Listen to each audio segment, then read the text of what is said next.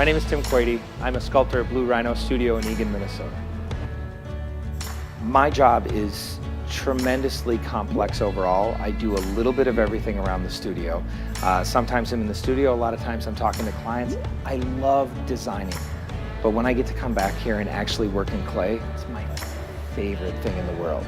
And it's crazy. It's actually my job some days. Really great animal sculpture is something that helps tell the story of the animal, helps you understand it more. Something that has a sense of gesture, something that has its head turned so that you can understand the difference in the fur texture from here to here. Something that touches you emotionally, but also helps you understand. What I'm working on right now is a clay sculpture that will eventually become a bronze for the San Diego Zoo's Africa Rocks exhibit. And it's an African penguin, and we're going to do a number of them. A few will be done and painted realistically, and 4 of them will be done in bronze.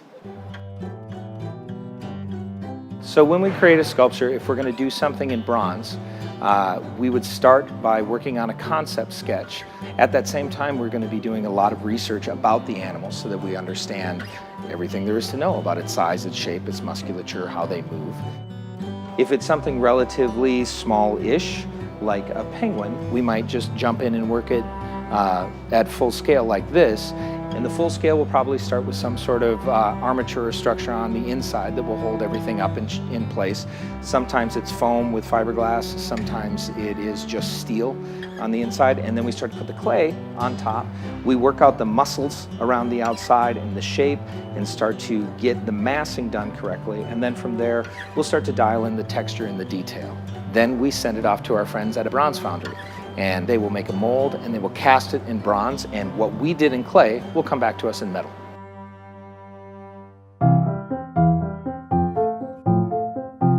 If you want to grow up to be a sculptor, what you need to do is practice. Practice, practice, practice. If you're doing animals, you need to understand proportions, their muscles, how they move, what they look like, what makes them unique, then the textures. What do these feathers look like compared to those feathers, or this fur versus that fur? And you do that by studying and watching and sketching. Go to the zoo, draw animals, look up images, see what something looks like all the way around. But when you sculpt something, something that may look correct from here may look completely wrong from here. So you just get used to working all the way around something, and you're going to make a lot of mistakes, and that's okay.